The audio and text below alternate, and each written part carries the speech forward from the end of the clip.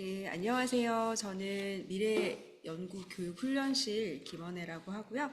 오늘 지금 계속적으로 진행을 하고 있는 연구 방법론 세미나이고, 오늘부터는 새로운 주제로 그 세미나를 기획을 했습니다. 오늘 내용은 바이오 인포마틱스에 관한 것이고, 황소영 교수님이 내용을 소개를 3개월, 그러니까 3회에 걸쳐서 진행을 해주실 예정입니다. 황소영 교수님 아마 아시는 분들이 대부분이실 거라고 생각은 되는데, 간단하게 양력을 소개를 해드리면은 카이스트에서 생물학과 학사 취득하신 이후에 생물과학과에서 동일하게 이제 석사 취득하시고 바이오 및 뇌공학과 전공으로 박사를 취득하셨습니다. 이후에 오스틴 텍사스 대학과 그리고 연세대 네트워크 생명공학 연구실에서 박사 후 연구원과 연구교수로 재직하셨었고요. 저희 병원에는 2016년에 발령받으셔서 의생명과학과 그리고 병원에서는 병리과에서 재직하고 계시고 현재는 부교수로 열심히 연구활동하고 계십니다. 이제 소개하기 앞서서 지금 줌으로 들어와 주신 여러 선생님들은 성함으로 조금 기재를 해주시면은 좋을 것 같은데요. 왜냐하면은 저희가 나중에 수강생 관리라든가 추후 뭐 워크숍을 기획하거나 할 때 관심 있으신 분들 대상으로 소개를 할 거라 이름으로 바꿔주시면 참고해서 진행을 하겠습니다. 그럼 황소영 교수님께 강의 부탁드리겠습니다.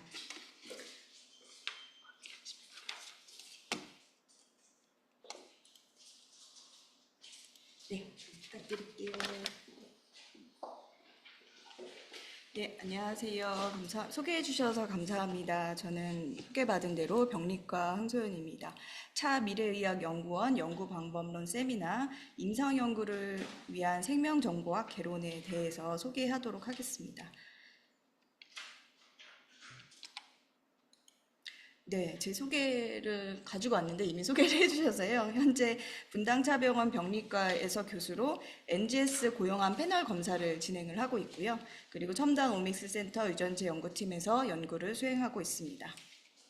제가 요청받은 강의 내용은요. 연구 방법론에 대한 기본적인 개념, 그리고 해당 연구 방법론으로 접근해 볼 수 있는 연구 주제, 그리고 연구를 기획하고 수행할 때 어떤 것들을 고려해야 되는지, 기술적인 부분보다는 임상적으로 적용한 사례와 연구 방법론을 적용해서 연구를 기획하고 수행할 때 고려해야 되는 부분들, 그 다음에 공동 연구가 가능한지, 그리고 어떤 역할들을 나눠서 하면 되는지 이런 것들을 강의해달라고 요청을 받았습니다.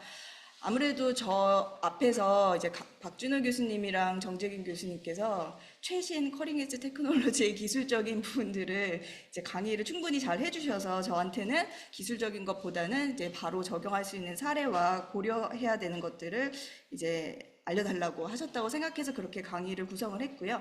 그래서 세 번의 강의는 다음과 같이 구성을 하였습니다. 이제 첫 번째로는 오늘 이제 임상연구를 위한 생명정보와 개론 강의를 통해서 어떤 데이터들이 있고 어떤 연구들을 할 수 있는지에 대해서 간략하게 소개를 해드릴 거고요. 그리고 이제 다음 달에는 제가 병원에서 수행하고 있는 NGS 고형암 패널 검사 데이터를 사용해서 어떤 임상연구들을 할 수 있는지, 그리고 제가 이 분당차병원에 와서 이 데이터를 가지고 여러 교수님들과 어떻게 연구를 해왔는지 이제 그런 연구들에 대해서 소개하는 시간을 가질 거고요. 그리고 마지막에서는 이제 생명정보학이 데이터 사이언스라고도 불리는데요. 이제 요거를 하기 위해서 차의과학대학교 분당차병원에서 혼자 하거나 아니면 같이 하려면 어떻게 해야 되는지, 데이터 전처리는 어떻게 하고 어떻게 준비해야 되는지 이제 이런 실질적인 부분에 대해서 앞으로 2달 동안 설명드리도록 하겠습니다.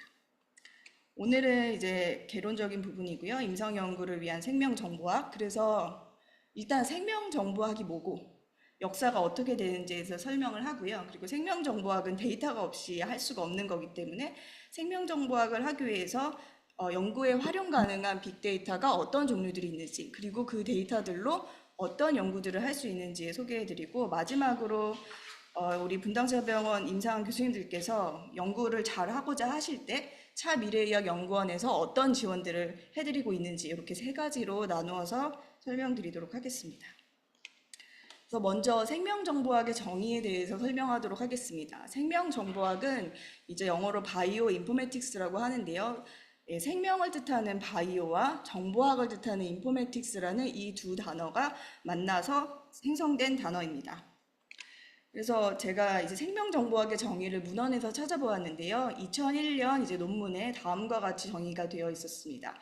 같이 읽어보면 Bioinformatics is conceptualizing biology in terms of macromolecule and then applying informatics techniques to understand and organize the information associated with these molecules on a large scale 이라고 되어 있습니다. 이제 이거를 한국어로 바꿔보면, 그러니까 생물체로부터 얻어진 생물학 빅데이터로부터 유용한 지식을 얻어내기 위해서 이론 물리, 전산, 통계, 그리고 수학적인 도구들을 사용하여서 생명 현상을 연구하는 학문 분야다라고 정의할 수 있습니다. 그래서 여기서 중요한 거는 이제 파란색으로 표시를 했는데요. 생물학 빅데이터를 분석한다는 거고, 그리고 그 데이터를 분석할 때 전산 통계와 같은 추리적인 도구를 사용해서 분석한다는 것입니다.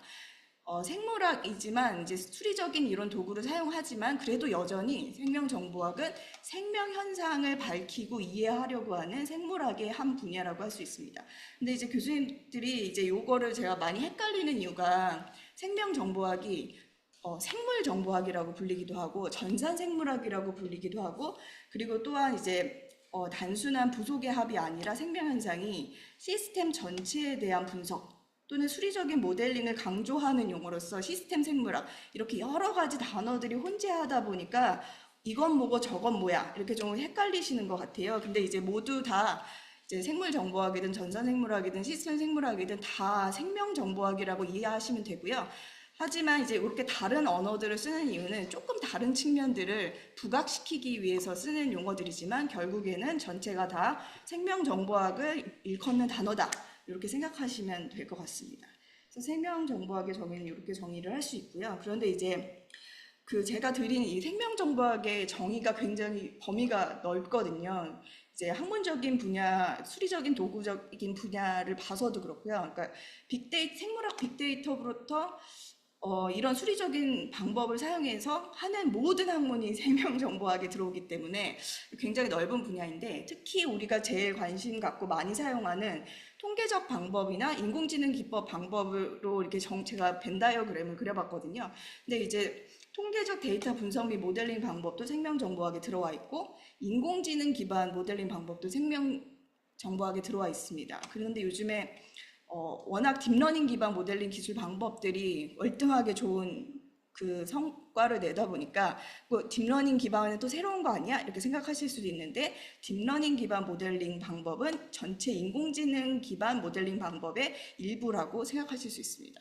그래서 이게 통계, 전산 막 이렇게 있지만 실제로 이들 사이에서 데이터를 기반을 해서 학습을 하고 모델링하는 부분은 굉장히 공통적인 영역이어서 이렇게 이 학문들이 완전 동떨어지기보다는 이렇게 공통적인 부분도 있다, 이렇게 생각하실 수 있습니다. 그리고 이거를 가져온 이유는 이제 제 전문성을 생각해 봤을 때, 제 전문성은 사실 통계 데이터 분석도 하고 데이터 기반 학습 모델도 하고 인공지능 기반 모델링도 하거든요.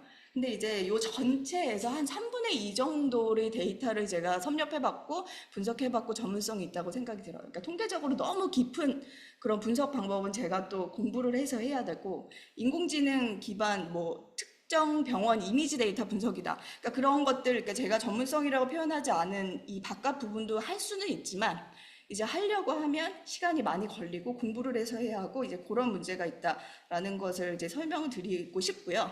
그리고 이건 저만 그런 게 아니라 저희 분야 교수님들마다 이 전체를 다 커버하기보다는 일부의 전문성을 가지고 있는 교수님들이 각자의 분야에서 연구를 하고 있습니다. 그래서 이거를 강조해서 설명하는 이유는요, 제가 이제 작년부터 전홍재 교수님 팀과 간담체 데이터를 가지고 분석을 많이 하는데, 이제 연구가 좋은 코호트 데이터로 좋은 데이터를 생산해서 분석하는 것도 되게 중요한데, 빠른 시간 내에 그 피어 리뷰어들, 그 독자들이 관심이 없어지기 전에 논문을 빠르게 출판하는 게 굉장히 중요하더라고요. 그 굉장히 좋은 논문인데도 출판 시기를 놓치면 그 내기가 굉장히 어려움을 겪는 경우들을 많이 봐서 이제 공동 연구를 할 때 생명정보학을 하시는 아무 교수님과 콜라보레이션을 해도 할 수는 있지만 빠르게 좋은 성과를 내고 싶으시면 그 교수님들의 전문성들을 좀 확인하셔서 공동 연구를 기획하시면 좋겠다라는 걸 좀 강조하고 싶었습니다. 그 다음에 이제 생명정보학의 정의에 대해 설명을 드렸는데, 그럼 생명정보학이 왜 등장을 했을까요? 이게 2014년도에 NIH 디렉터인 프란시스 콜린스가 한 말인데요. 생명정보학 데이터가 정말 폭발적으로 성장을 했기 때문입니다. 조금 더 이 생명정보학 데이터가 어떻게 폭발적으로 증가했는지를 좀 수치를 살펴보면요. 1990년부터 나와 있는데요. 1990년도에는 플로피 디스크 3개 정도밖에 없었습니다. 제가 어제 김희찬 교수님 강의를 되게 감명 깊게 들었는데, 요거는 이제 플로피 디스크 제일 마지막 버전 1.44메가 3개거든요. 그러니까 이게 1990년대에는 전 세계의 생물학 데이터가 5메가바이트도 안 됐어요. 근데 이제 어제 그 김희찬 교수님 강의 들으면서 이 플로피 디스크가 3가지 버전이 있구나라는 걸 알게 돼서, 저는 그 중간 버전부터 써봤거든요. 8인치가 있는지 몰랐어요. 그래서 그걸 보면서 저도 기술의 발전에 대해서 많이 알고 있다고 생각했는데 늘 참 겸손해야겠다라는 생각을 했고요. 어쨌든 요 1990년도에는 5메가바이트밖에 안 됐습니다. 그런데 1994년도에는 조금 데이터 양이 늘어나서 600메가바이트 하나의 CD롬 분량이 됐고요. 그로부터 10년 뒤인 2014년도에는 4억 개의 서랍장이 필요할 정도로 생물학 데이터가 폭발적으로 증가했기 때문에 이제 연구비가 많이 필요하고, 그리고 이 생물정보학이 필요하다, 이렇게 필요성이 부각되었습니다. 이제 이게 2014년이니까요. 사실 지금 또 10년이 지났잖아요. 지금은 어떨까요? 네. 지금은 사실은 이제 한 개인이 생물학 데이터를 자기 서버에 저장해서 분석한다는 것 자체가 큰 의미가 없어져요. 그래서 저장이라는 개념 자체가 달라져서 이제 빅데이터 센터를 가지고 있는 아마존이나 KT나 뭐 이런데 그 데이터를 저장하고 그들의 서버에 접속해서 클라우드에 접속해서 분석해야 되는 그런 시기로 완전히 개념 자체가 바뀌어져 버렸습니다. 이렇게 계속해서 생물학 빅데이터가 늘어나고 있기 때문에 생명정보학의 필요성과 중요성이 더 증가되었다고 생각할 수 있습니다. 그다음에 이제 생명정보학의 역사에 대해서 알아볼 텐데요. 생명정보학의 역사는 제가 이제 막 조사를 해봤는데 공식적으로는 1970년대에 시작됐다고 할 수 있습니다. 그 이유는 벤과 폴린이라는 연구자가 그들의 연구에서 처음으로 바이오 인포메틱스라는 단어를 사용했기 때문인데요. 그들이 연구하는 시스템에서 이제 인포메틱스 분석을 통해서 분석을 했는데, 자기네들이 생각했을 때 내가 한 연구는 기존의 생물학이랑은 좀 달라 라고 정의를 하고 싶었어요. 구별을 짓고 싶었어요. 그래서 처음으로 바이오 인포메틱스라는 단어를 사용해서 연구 논문을 내었습니다. 그리고 나서 이제 좀 중요한 것만 이제 설명드릴 텐데, 처음으로 사람들이 생명정보학, 빅데이터에 관심을 갖게 된 계기는 제가 생각할 때는 1983년도에 개발된 DNA 마이크로어라이너 테크놀로지가 개발되고 이 데이터가 생산되면서부터라고 생각이 돼요. 이 데이터가 생산되면서부터 처음으로 그 생물학의 전자체 전체의 데이터를 한 번에 조사할 수 있는, 유전자 발현을 한 번에 조사할 수 있는 이런 빅데이터들이 생산되게 되어서 사람들이 생명정보학, 빅데이터 이렇게 관심을 갖기 시작했습니다. 그리고 나서 중요한 게 이제 뭐 생명정보학뿐만 아니라 생물학에서 굉장히 중요한 사건이죠. 1990년대에 시작해서 2003년에 끝난 휴먼 지놈 프로젝트. 이 휴먼 지놈 프로젝트를 통해서 우리가 모두 다 아시다시피 인간의 참조 게놈, 레퍼런스 지놈 맵을 갖게 되었는데요. 이제 생명정보학도 이 휴먼 지놈 프로젝트 전과 후가 다르다라고 얘기할 정도로 굉장히 중요한 사건이었습니다. 그리고 또 중요한 것은 2000년대 중반에 나타난 넥스트 제너레이션 시퀀싱 테크놀로지입니다. 이제 휴먼 지놈 프로젝트를 생각해 보면 인간 한 명의 그 지놈을 분석하기 위해서 13년이 걸렸는데요.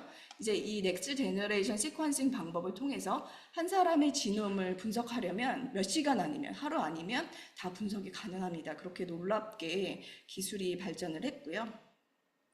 그 다음에 이제 한국에서 중요한 사건이라고 한다면 2017년에 NGS 시퀀싱 테크놀로지를 가지고 암의 변이를 진단하는 경우 나라에서 그 진단 비용의 일부를 보전해주는 이런 보험이 수가가 책정이 되었고요. 그래서 이 보험 책정으로 인해서 제가 이제 분당차병원에 와서 NGS 고형암 페널 시퀀싱 진단을 하고 있습니다. 그래서 이렇게 변천사가 흘러왔는데요. 2023년까지 그 타임라인을 만들어 놓긴 했는데 실제로 뭐가 놀라운 테크놀로지가 뭐 어떤 게 나올지 사실 잘 모르겠어요. 그래서 지금 현재 가장 핫한 테크놀로지, 커링 엣지 테크놀로지를 좀 갖고 와 봤는데요. 그렇다고 하면 뭐 단일 세포 시퀀싱, 공간 전사체학, 그다음에 뭐 딥러닝 기반에서 알파포도 구조 예측, 또 AI를 사용한 드럭 디자인, 그리고 챗GPT와 같은 라지 랭귀지 기반 모델을 사용해서 연구하는 이런 것들이 요즘에는 가장 핫하게 주목받지 않고 있나 생각을 합니다. 그래서 전체적으로 역사를 보시면 한 50년밖에 안 됐어요. 생명정보학은 50년밖에 안 되는 굉장히 짧은 역사를 가진 신생 학문인데, 그런데 최근에 생물학의 발전을 다 이끌고 있는, 주도적으로 이끌고 있는 굉장히 영향력이 있고 중요한 학문 분야라고 할 수 있습니다. 첫 번째 파트 이제 정의와 그 역사에 대해서 설명을 드렸고요. 두 번째 파트 연구에 활용 가능한 빅데이터들과 가능한 연구 주제에 대해서 소개하도록 하겠습니다.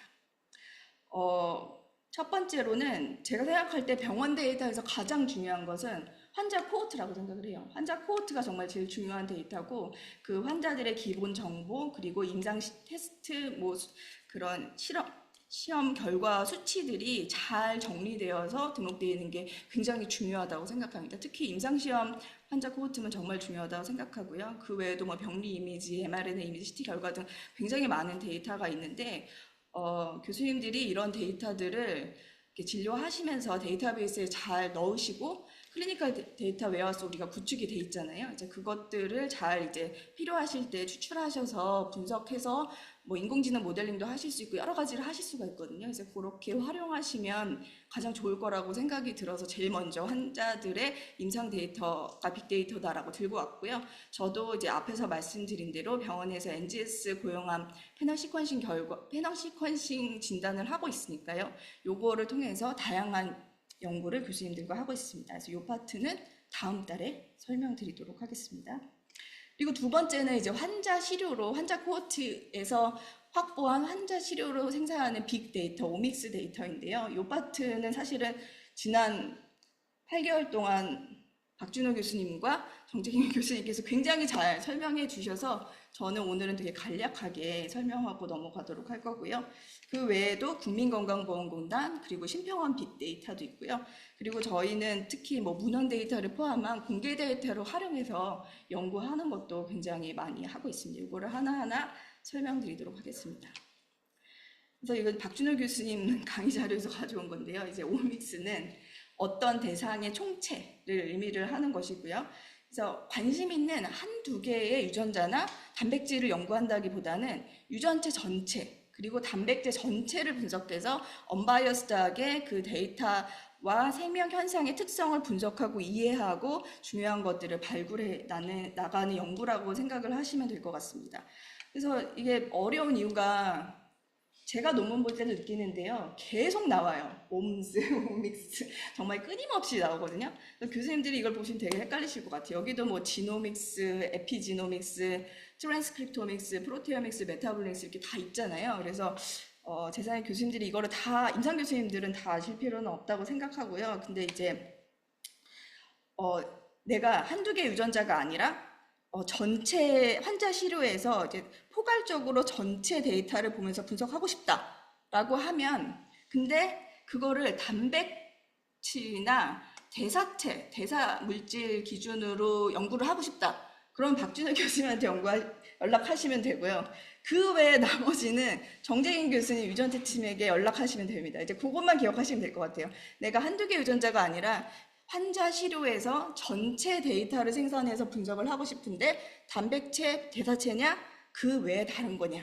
이렇게 생각을 하셔서 이렇게 문의를 하셔서 공동 연구를 하시면서 이제 데이터의 특성이나 그런 것들에 대해서 이해하시면 좀 더 쉽지 않을까 생각을 합니다. 그리고 근데 이제 오믹스가 중요하기 때문에 제가 박준호 교수님 단백질 강의를 4번의 강의를 좀 데이터와 실험 관점에서 좀 정리를 해보았습니다. 그래서 단백질 분석은 크게 정성적 분석과 정량적 분석으로 나뉠 수 있습니다. 말 그대로 정성적 분석은 어떤 단백질이 존재하느냐, 존재하지 않느냐, 유무의 문제가 중요한 거고요. 정량적 분석은 그 단백질이 얼마나 있는지를 확인하는 연구입니다. 이렇게 되게 심플하게 나눌 수도 있고요. 생물학 실험의 목적에 따라서 나눌 수 있는데, 내가 관심 있는 단백질과 상호작용하는 프로테인 인터랙션하는 하나의 단백질이 아니라 인터랙돔 전체를 다 확인하고 싶을 때 이 단백질 분석을 할 수도 있고요. 또는 세포가 분비하는 시크리티드 프로테인을 전체 시크리톰에서 분석하고 싶다. 또는 그 세포 안에 멤브레인에 존재하거나 아니면 미토콘드리아와 같은 소기관에만 존재하는 그런 특정 단백질체 전체를 보고 싶다 할 때도 이런 단백체 분석을 수행할 수 있다고 합니다. 또한 그 단백질의 기능에 굉장히 중요한 역할을 하는 게 전사후 조절이잖아요. 포스트 트랜슬레이셔널 머디큐얼 PTM인데, 이것도 인산화 글라이코실레이션 유비퀴티네이션도 단백질 분석을 통해서 확인을 할 수 있다고 합니다. 세 번째는 이제 임상 적용을 위해서 실질적으로 어떻게 이 프로테오믹스를 쓸 수 있느냐 할 때 치료 반응 예측 또는 예후 예측 등의 중요한 프로테인 바이오 마커를 발굴할 수도 있고, 또한 드럭 타겟, 테라피 타겟 캔디데이트를 발굴하기 위해서도 이 프로테오믹스 데이터를 생산하여서 발굴을 할 수 있으니, 교수님들이 이런 필요가 있으시면 꼭 제 단백질 팀에 연락하셔서 하시면 좋을 것 같고요. 그 다음에 이제 제가 박준열 교수 강의를 들으면서 요거는 좀 서제스천을 하고 싶었는데, 커링 엣지 프로테오믹스 테크놀로지들이 있습니다. 그래서 요거는 교수님들이 내가 늘 내던 것보다 조금 더 하이 레벨, 조금 더 임팩트 있는 저널을 내고 싶으시다 라고 하면 싱글셀 프로테오믹스, 단위세포 단백체학이나 스페셜리 리졸브드 프로테오믹스, 공간 단백체학 같은 것을 이제 단백체 팀과 좀 논의를 하셔서 좀 연구의 범위도 좀 확장해 보시고, 또 내가 내는 논문의 퀄리티나 임팩트도 좀 높여보시면 좋지 않을까, 이제 그런 생각을 해서 제안을 드립니다. 이렇게 제가 생각할 때는 이렇게 주관적이지만 이렇게 네 가지로 단백체 박준호 교수님 강의를 정리해봤고요. 그다음에 정재균 교수님의 유전체 강의도 이제 데이터와 실험적 관점에서 정리를 해보았습니다. 실제로 굉장히 많은 오믹스 데이터가 있는데요. 정재균 교수님께서 이렇게 세 가지 타입, 주로 많이 사용되는 세 가지 타입의 데이터를 주로 설명하셨어요. 유전체, 전사체, 마이크로바이옴. 그래서 유전체 데이터 같은 경우에는 홀 지놈 시퀀싱, 지놈 전체를 조사를 하는 것, 또는 그 단백질을 코딩하고 있는 엑손 영역만 시퀀싱 하는 것, 그 다음에 지놈에서 내가 원하는 부위만 타겟티드해서 시퀀싱 하는 이런 타겟 영역에 따라 유전체 데이터, 시퀀싱 데이터를 생산할 수도 있는데요. 이제 실험 목적에 따라라고 생각을 해보면 질병과 관련되어 있는 변이를 연구하는 연구가 주로 이루어지고 있습니다. 예를 들어서 암 유전체 같은 경우에는 체세포 돌연변이요. 암에 어떤 체세포 돌연변이가 일어나는지를 확인하는 이제 그런 연구들을 주로 하고 있고요. 희귀질환 같은 경우에는 생식세포 변이들을 확인을 해서 어떤 생식세포 변이가 있을 때 희귀질환이 발생을 하는지 이제 그런 연구들이 가능하고요. 앞에서 말씀드린 대로 유전체 연구도 당연히 치료 반응을 예측하거나 예후를 예측하거나 드럭 타겟으로서의 바이오 마커를 찾는 이제 그런 연구도 가능합니다. 그리고 두 번째로 전사체 데이터 같은 경우는 실제로 굉장히 많은 목적으로 다양하게 사용될 수 있거든요. 그런데 이제 정재윤 교수님이 이렇게 세 가지 목적을 대표적으로 얘기를 해주셨어요. 그래서 차별 발현 유전자 디퍼런셜 익스프레션이라고 해서 케이스와 컨트롤이 있을 때 컨트롤에 비해서 케이스에서 달라지는 그런 전사체 유전자 발현이 어떤 것이 있는지를 보는 차별 발현 유전자 방법이 있고요. 또한 암과 같은 경우에는 암 환자들에게만 특별하게 존재하는 퓨즈된 진 퓨전이 있다거나, 또는 얼터너티브 스플라이싱, 정상인과는 다르게 스플라이싱이 생겨서 아이소폼 형태가 만들어지는 이런 세 가지 연구들을 할 수 있다라고 소개를 해주셨습니다. 그리고 특히 전사체 데이터의 경우는 단백체와 마찬가지로 최신 기술들이 많이 개발이 되어 있는데요. 단일세포 전사체가 가능하고요. 그 다음에 스페셜 트랜스크립토믹스 공간 전사체도 가능합니다. 하지만 이제 단일세포랑 공간 전사체는 비용이 좀 비싸니까요. 내가 연구를 벌크 RNA식으로 할 거냐, 아니면 좀 더 비싸더라도 최신 테크놀로지의 이런 거 전사체를 할 거냐라고 생각을 했을 때 무조건 최신이 좋지라고 생각하시기보다는 내가 연구하고자 하는 질병의 특성이 굉장히 헤테로지니어스해서 그 조직 전체를 한 번의 발현으로 보는 걸로는 이해할 수 없고, 세포 단위로 나뉘어서 서브 파퓰레이션별에 어떤 특징이 있는지, 아니면 전체를 봤을 때는 알 수 없는데 특정 노벨한 셀 타입이 있는지, 아니면 전체 벌크 RNA식으로 봤을 때는 보다는 내가 좀 더 그 안에 언더라인 바이올로지를 잘 이해하고 싶다 싶을 때 단일세포 전사체나 공간 전사체를 하시기를 추천드립니다. 왜냐하면 단일세포 전사체, 공간 전사체 레벨로 내려오면 분석이 굉장히 어렵거든요. 그래서 벌크 RNA식 같은 경우는 그래도 뭐 엑셀로 분석하시는 교수님들도 계시는데 요 최신 기술로 오면 굉장히 어렵기 때문에 정말 헤테로지니어티가 높아서 이런 최신 테크놀로지를 적용해야 하냐 이런 것들을 생각해 보시고 실험 기획을 하시면 좋을 것 같습니다. 그리고 세 번째로는 이제 마이크로바이옴 데이터를 설명해 주셨거든요. 그래서 겉 마이크로바이옴을 소개해 주셨고요.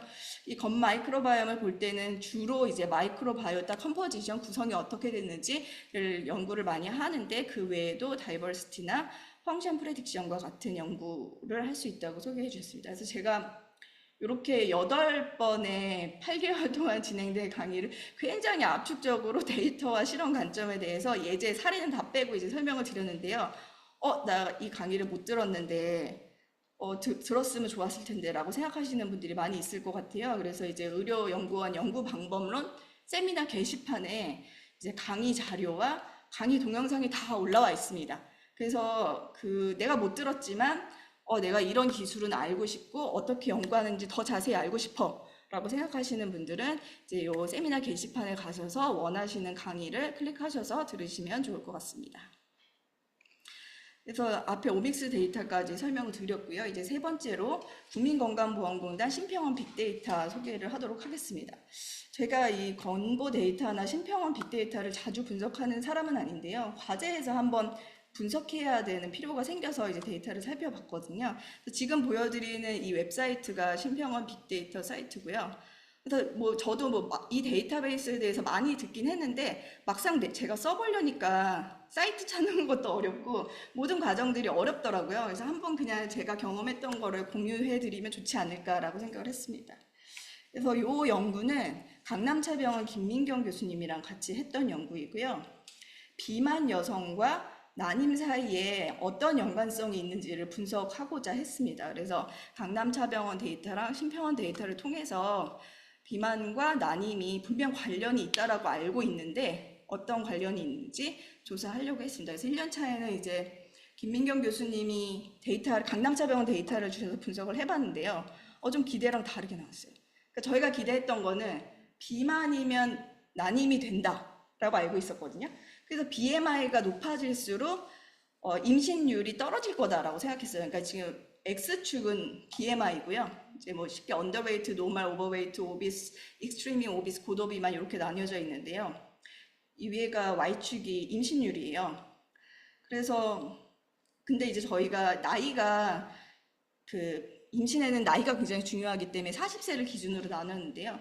40세보다 높은 경우에는 BMI가 높아질수록 임신율이 떨어집니다. 우리가 알고 있는 것처럼. 근데 40세 이전에는 강남차병원의 데이터 같은 경우는 별로 떨어지지 않더라고요.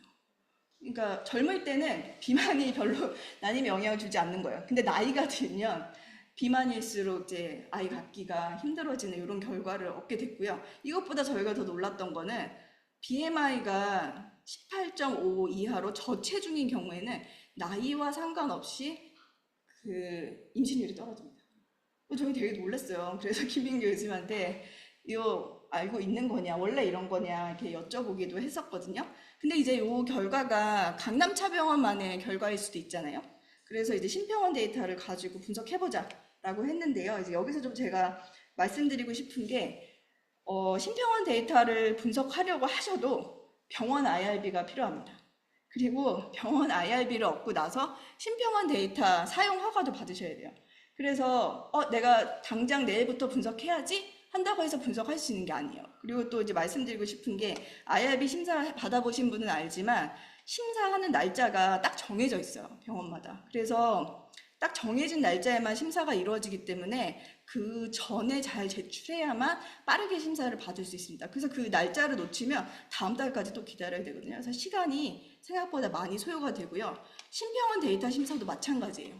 이게 정해진 날짜에만 심사가 이루어지거든요.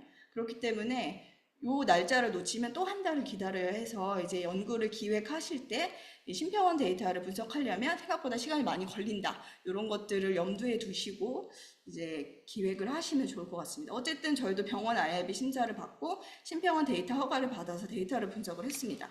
그랬는데 이제 이게 심평원 데이터거든요. 이제 왼쪽이 정상이고 오른쪽이 비만이에요. 그리고 녹색이 임신한 사람들이거든요. 저희가 생각했던 거랑 반대죠. 저희는 비만인 경우에 임신이 더 안 될 거다라고 생각했는데 오히려 심평원 데이터는 비만일 경우에 임신이 더 잘 되는 거예요. 근데 저희가 노말과 BMI를 분석하지 않고 노말과 비만으로 분석을 했잖아요. 그 이유는 심평원 데이터는 BMI를 안 주더라고요. 그래서 어쩔 수 없이 노말과 비만으로 분석을 했던 거고 이 기준이 뭔지도 정확하지가 않아요. 그래서 이 데이터는 조금 우리 거랑 직접 비교하기에는 좋지 않겠다라는 생각을 했고요. 그래서 BMI를 주는 빅데이터가 뭐가 있을까 막 찾아보다 보니까 국민건강보험공단 건보 데이터가 있더라고요. 그래서 이 건보 데이터를 활용해서 요게 지금 웹사이트고 건보 데이터인데요. 이제 분석을 했습니다. 근데 여전히 마찬가지로 주의할 점은 건보 데이터를 분석할 때도 IRB 허가를 받으시고 건보 데이터 심사를 받으셔야 되는 거예요. 왜냐하면 저희가 그 앞에서 요 연구를 분석할 때 IRB를 받았잖아요. 그래서 그 IRB를 가지고 너희 데이터 분석하려고 해, 우리가 빅데이터 분석을 하려고 해 라고 심사를 했더니 너희가 쓴 IRB는 심평원 데이터 쓴다고 했잖아. 우리 거 없잖아. 그래서 우리 거 데이터 쓰겠다고 IRB를 새로 받아서 다시 신청해 라고 얘기를 하더라고요. 그래서 저희가 다시 추가적으로 건보 데이터를 사용해서 분석하겠다라는 병원 IRB를 받은 이후에 다시 한번 이 데이터 심사 허가를 받아서 이제 분석을 하게 됐습니다. 이제 그런 것들을 미리 알고 계시면 조금 빠르게 하실 수 있는데 저희는 모르다 보니까 시간이 좀 많이 걸렸어요. 그래서 요 마지막 연차에 분석을 했고요. 그래서 이게 파이널 결과인데요. 강남차병원이 이제 빨간색이고 건강보험공단 데이터가 이제 녹색으로 표현이 되어 있고 앞의 결과와 마찬가지로 X축은 BMI고 Y축은 임신율입니다. 그래서 제가 이 결과를 보고 제일 먼저 눈에 떴던 거는요. 강남차병원 임신율이 좋네 였어요. BMI랑 상관없이 건보보다 강남차병원 그 임신율은 40% 이상이잖아요. 그러니까 확실히 우리 병원이 잘하는구나 그런 생각을 했고요. 이제 두 번째로는 이제 그 건보 데이터는 비만에서 고도 비만으로 내려오면 임신율이 살짝 떨어집니다. 근데 이제 강남차는 떨어지지 않아요. 아까 보여드렸잖아요. 왜냐하면 40세 이전에는 비만이 전혀 영향을 주지 않기 때문에 전혀 떨어지지 않고요. 근데 이제 둘 다 동일하게 저체중일 때, 특히 BMI가 18.5보다 낮은 굉장히 마른 사람의 경우에는 임신이 잘 안 되는구나 라는 거를 알게 되었어요. 그러니까 저희가 알고 있던 상식과 실제 데이터와 특성은 다르구나 라는 것을 알게 되었습니다. 그래서 이렇게 건보 데이터를 분석을 해봤고요. 제가 이제 알기로 이전에 한현욱 교수님은 이런 빅데이터를 많이 분석한다고 알고 있었거든요. 근데 최근에 약학과의 최배운 교수님이 부임하셨는데 이 최배운 교수님도 보험 청구 자료 등의 빅데이터 뭐 이런 거를 많이 하신다고 하더라고요. 그래서 이런 데이터 분석에 필요가 있으신 분들은 교수님들께 연락하셔서 공동 연구를 해보실 수도 있지 않을까 제가 소개를 해드립니다. 네 번째로 이제 문헌 데이터를 포함한 공개 데이터와 유용한 연구 도구들을 소개해 드리려고 하는데요.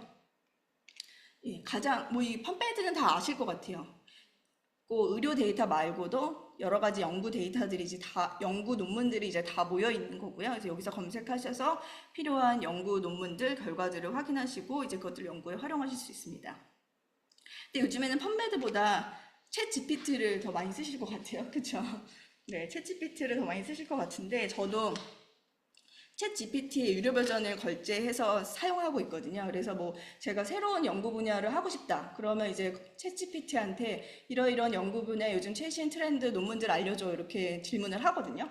근데 그러면 챗 GPT가 할루시네이션이 있어서 이제 다 믿을 수가 없잖아요. 그걸 다 검증을 해야 되니까 네가 말한 거에 대해서 항상 에비던스 그 문헌 논문을 제공해줘 이렇게 얘기를 하거든요.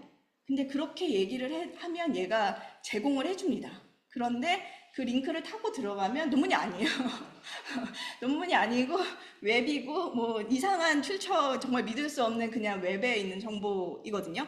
근데 유료 버전의 경우에는 한 달에 몇 번씩은 요 딥 리서치를 할 수 있게 해줘요. 그래서 똑같은 제목을 요 딥 리서치를 클릭을 해서 물어보면 얘가 잘 찾아줍니다. 그러니까 이러이런 연구 논문들이 있고, 그리고 똑같이 이제 링크도 알려줘라고 하거든요. 그러면 그 원문 링크, 페이퍼 링크를 딱 알려줘요.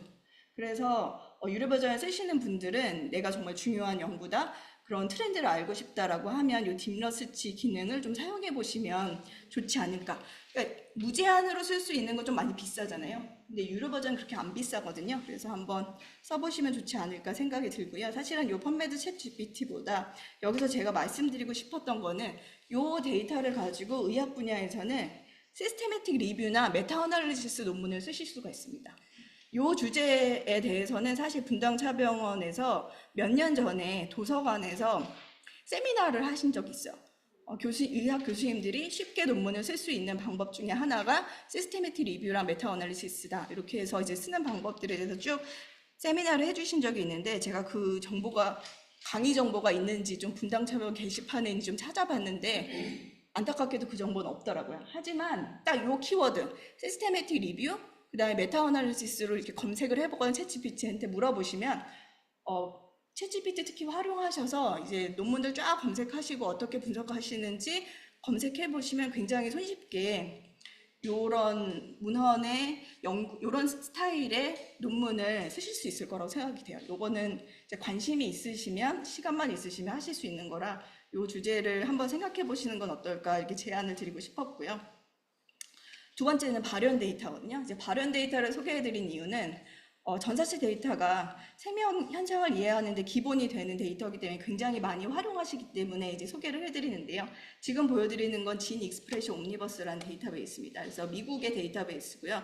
이렇게 서치창이 있는데 여기에 그냥 질병 이름이나 유전자 이름이나 그냥 검색하시면 돼요. 그 딱 넣으시고 링크 서치 누르시면 쫙 나옵니다. 굉장히 많은 데이터가 나오고요. 그래서 그것들 중에서 내가 관심 있는 데이터가 뭐가 있는지 이제 확인을 해보시면 되고, 이게 미국 데이터베이스라고 하면 여기서 뭔가 원하는 게 없었다.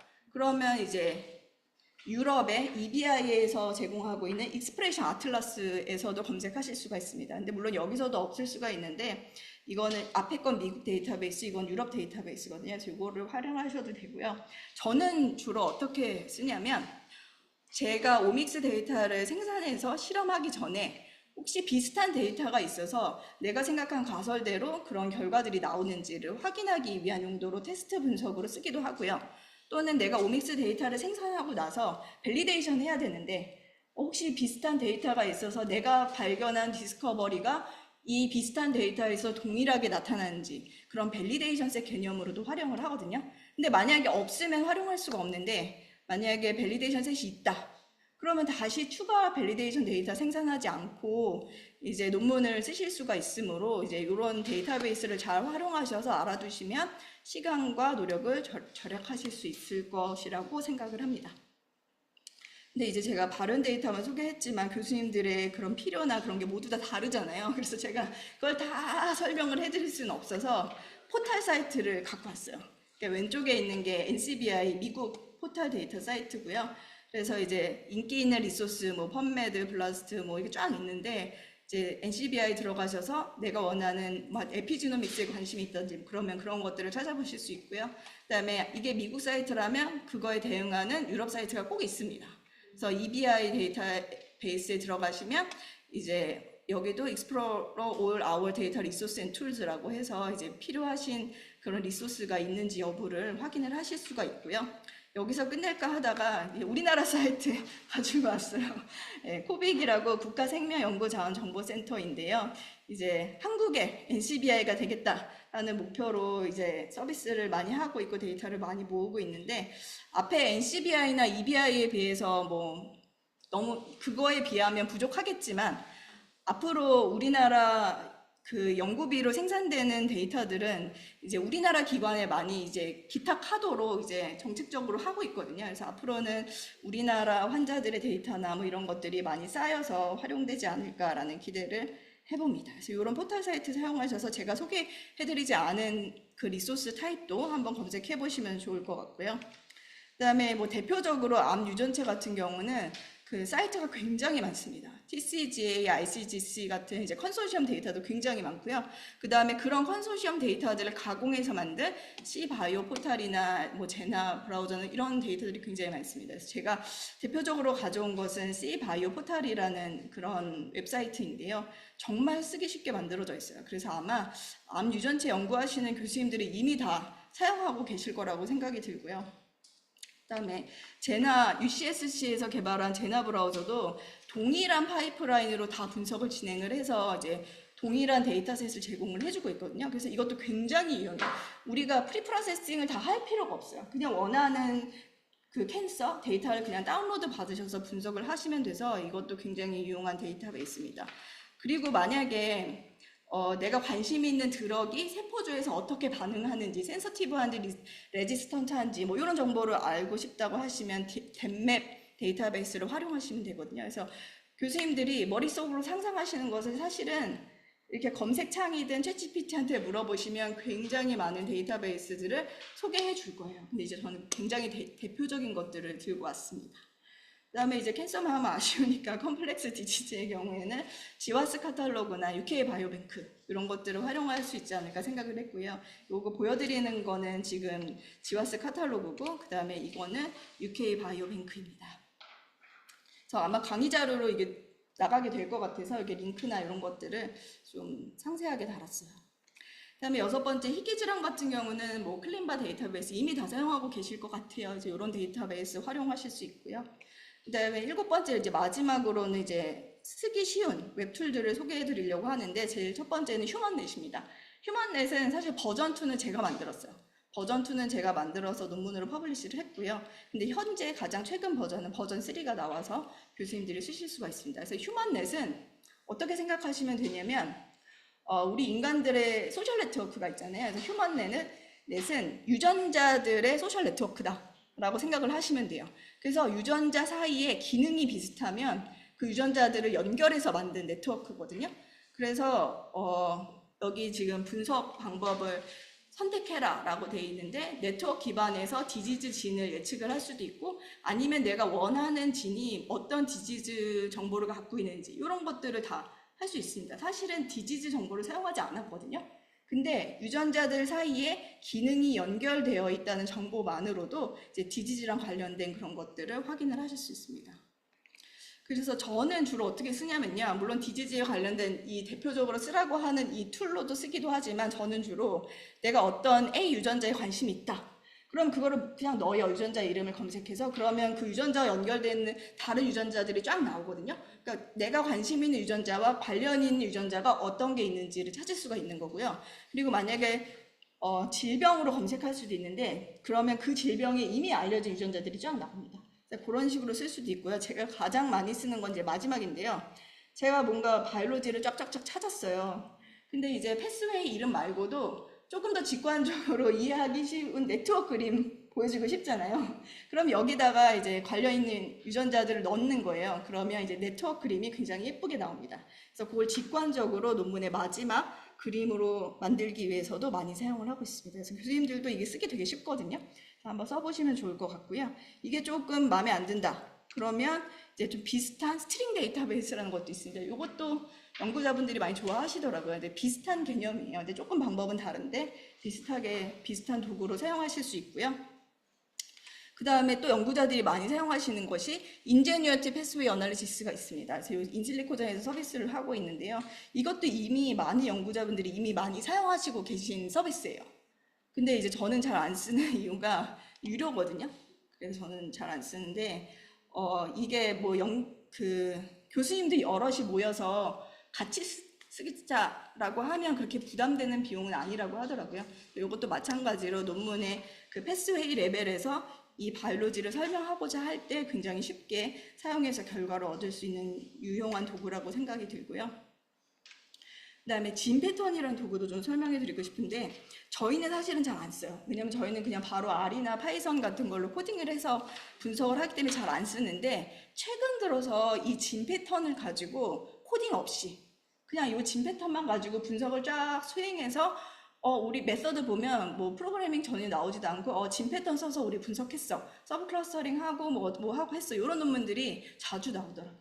그래서 이제 학생들이 이걸 써봤는데 이게 넣으면 시간은 좀 오래 걸린대요. 근데 이제 코딩 없이 할 수 있다는 그런 장점이 있어서 혹시 관심 있으신 교수님들은 써보시면 좋을 것 같다라는 생각이 들어서 굉장히 다양한 데이터에 대한 분석 툴을 제공을 하거든요.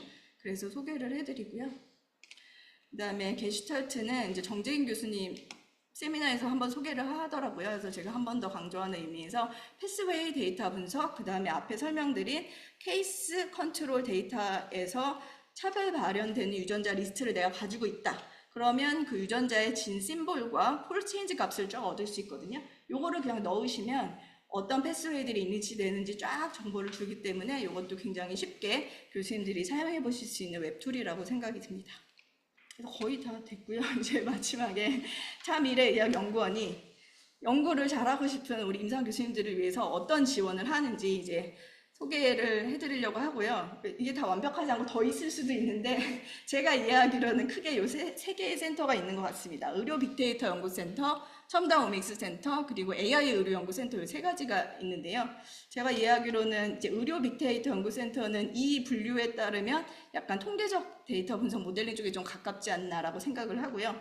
첨단 오믹스 센터, AI 의료 연구센터는 이쪽 인공지능 기반 모델링 쪽에 조금 더 가깝지 않나 라고 생각을 합니다. 그래서 내가 통계적인 전문 지식 분석이 필요한지 아니면 인공지능적인 그런 데이터 모델링과 분석이 필요한지에 따라 어느 연구센터에 이제 연락하셔서 논의하시면 되는지 생각해 보시면 조금 좋을 것 같아서 이런 분류랑 이제 그런 것들을 만들었고요. 하나씩 소개해 드릴게요. 첫 번째, 의료 빅데이터 연구센터는요, 올해 1월에 새로 생긴 센터라고 하더라고요. 그래서 통계 및 빅데이터 자문 상담을 무료로 진행을 하고 있고요. 좀 더 자세한 건 저도 잘 모르니까 이제 문정민 주임연구원에게 연락하셔서 이제 문의를 하시면 될 것 같고요. 그리고 굉장히 좋은 게 올해는 기초통계 강의를 8번 계획하고 있더라고요. 그리고 이미 벌써 1회차는 진행을 했습니다. 제가 그 게시판을 확인해 봤는데 첫 번째 기초 데이터 정리 이미 기술 통계가 이제 연구 데이터를 정리하고 기술 통계를 계산하는 방법이라고 되어 있는데 이 파트가 사실은 제 3번째 강의예요. 왜냐하면 제가 임상 교수님들의 연구하다 보면 저희가 분석할 수 없는 데이터를 주시는 경우가 종종 있거든요. 그럼 저희가 데이터 분석을 할 수가 없어요.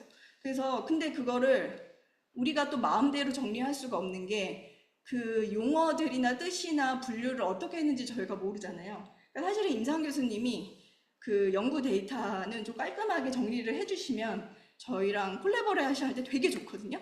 근데 그 파트를 이미 벌써 설명을 잘 하셨더라고요. 근데 안타깝게 동영상은 없고 강의 자료만 있더라고요. 그래서 일단 강의 자료를 보고 제가 봤을 때 그래도 데이터 연구 정리 파트를 잘 설명을 했구나 라는 생각을 했고 이 내용들 하나하나 보면 정말 다 주옥같이 중요한 것들이거든요. 그리고 이게 마지막에 건강보험공단 빅데이터 활용에 대한 부분도 있어요. 앞에 제가 소개해드린 대로 이 빅데이터 분석할 때 저희가 이제 트러블 슈팅, 그 트라이얼 에러를 겪었던 이유가 BMI가 없다는 걸 몰랐기 때문에 심평원도 분석하고 건보 데이터도 분석했던 거거든요. 그러니까 이런 강의들을 저는 굉장히 잘 준비해 주셨다고 생각하고 필요한 강의들을 적절하게 들으시면 도움이 많이 될 거라고 생각이 됩니다. 그리고 두 번째로 저희 첨단 오믹스 센터인데요. 앞에서 말씀드린 대로 지노믹스와 프로테믹스 분야에서 연구 및 분석 지원 서비스, 오믹스 데이터 생산, 그 다음에 분석, 그 다음에 논문 쓰는 것까지 저희가 지원을 하고 있고요. 그래서 앞에서 말씀드린 대로 단백질 대사체 쪽은 여기 박준호 교수님, 신동윤 연구원에게 연락을 하시면 되고 나머지 유전체와 여러 가지 기타 오믹스는 이제 정재균 교수님이랑 김수기 연구원에게 연락하시면 저희가 논의해서 공동 연구와 지원을 할 수 있을 것이라고 생각이 됩니다. 그리고 마지막으로 이제 AI 융합의학연구소에 AI 의료연구센터가 있거든요. 앞에서 제가 잠깐 말씀드렸듯이 어제 김희찬 센터장님께서 융합의학에 대한 그 고찰을 주셨는데 저는 굉장히 감명 깊게 들었고요. 그리고 제가 알기로 올해 의전원에서 조백환 교수님이 의료인공지능에 관련돼서 시리즈로 그 강의를 하시는 걸로 알고 있거든요.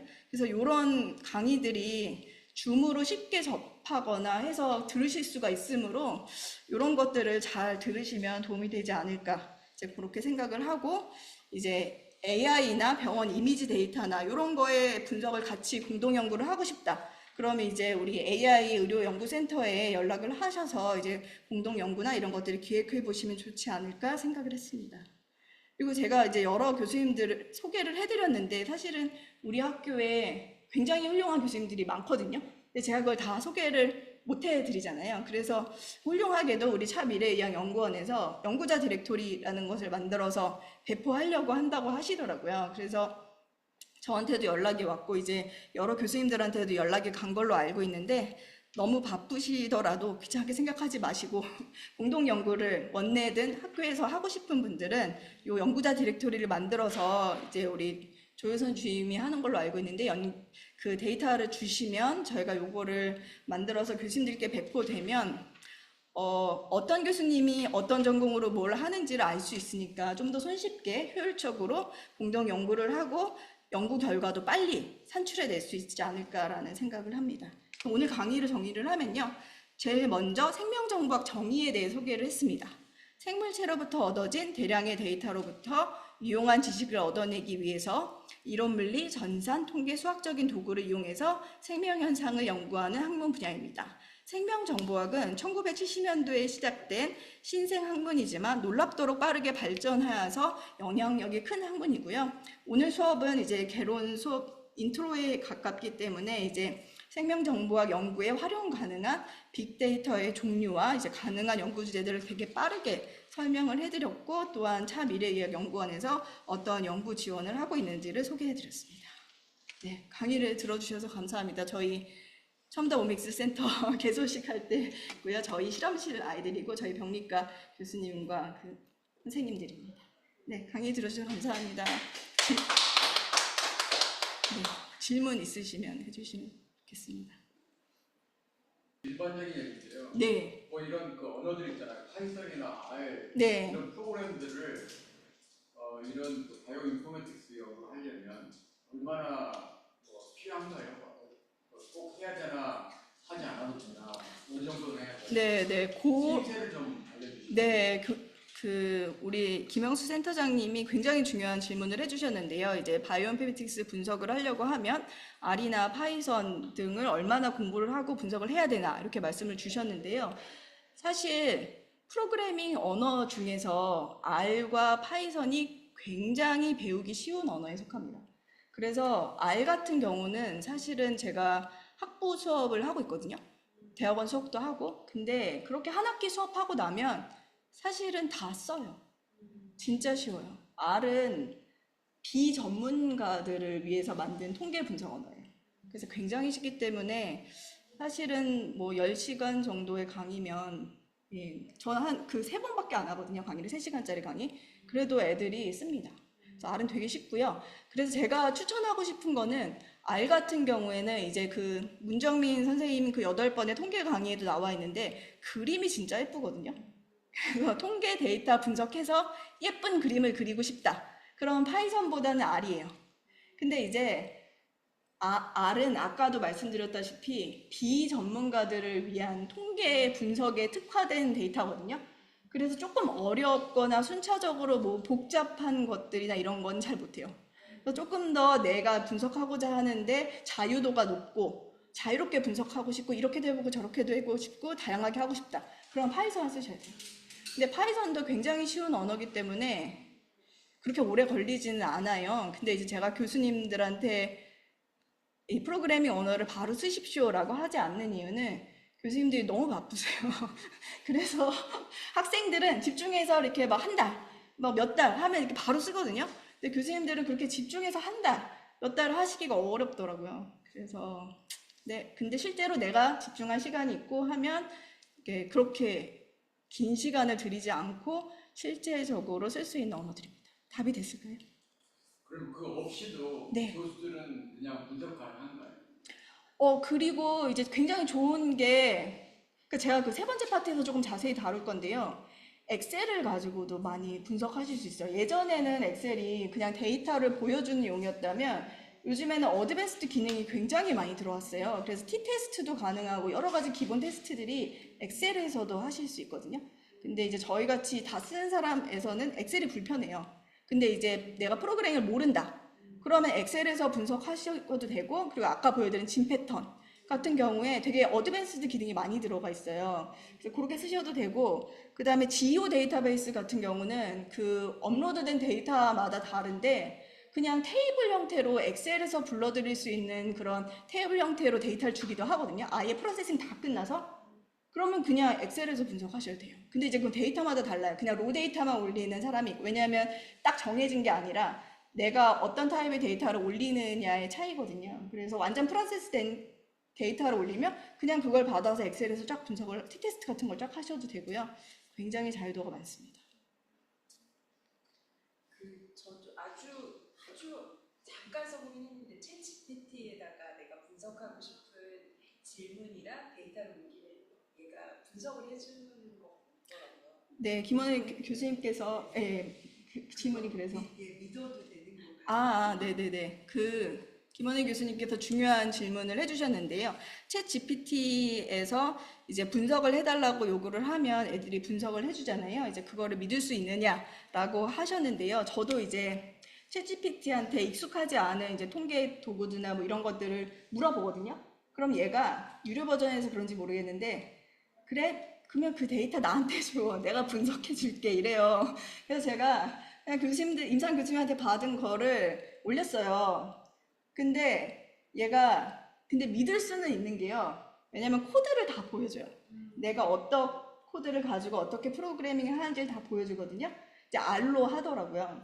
근데, 그러니까 뭐, 파이썬이 적합하면 파이썬으로 하고, R이 적합하면 R로 하는데, 그래서 올렸는데, 얘가 그냥 인풋 파일을 읽다가 끝났어요.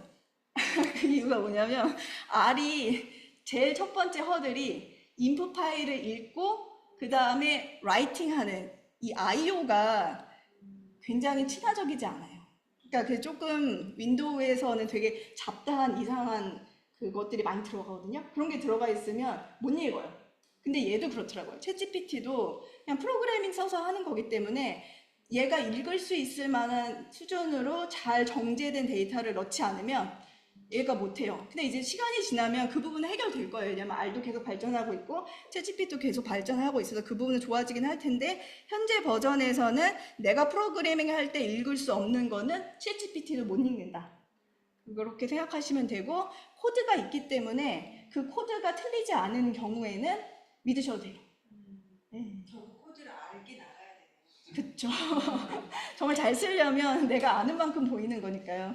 네네. 네네, 그런 어려움이 있습니다. 네, 시간이 벌써 1시간 된 것 같은데. 네. 너무 유용한 네, 수고하셨습니다. 네, 감사합니다.